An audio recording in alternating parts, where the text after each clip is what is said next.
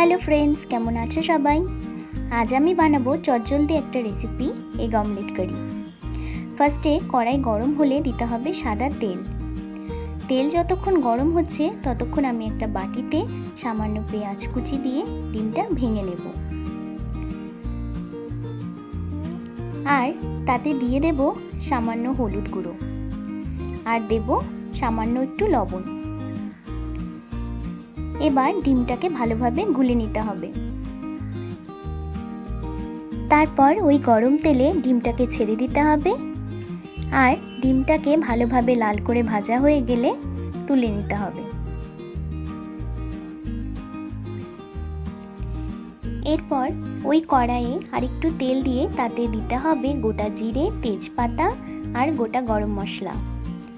যখন একটা সুন্দর গন্ধ আসবে তখন দিতে হবে পেঁয়াজ কুচি, আর একটু হালকা নাড়াচাড়া করে সাথে দিয়ে দিতে হবে টুকরো করে রাখা কিছু আলু। তারপর ঢাকা দিয়ে রাখতে হবে কিছুক্ষণ। যখন আলু পেঁয়াজ একসাথে গোল্ডেন ব্রাউন কালার হবে তখন দিতে হবে হলুদ ও লবণ, আর দিতে হবে বাটা মশলা।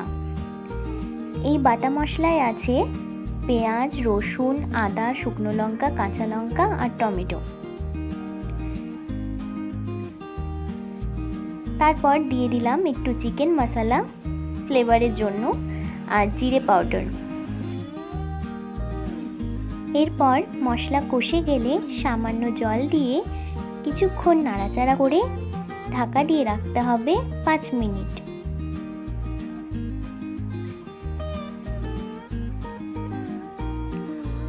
তারপর ঢাকা খুলে জল ফুটে এলে দিয়ে দিতে হবে অমলেটগুলো।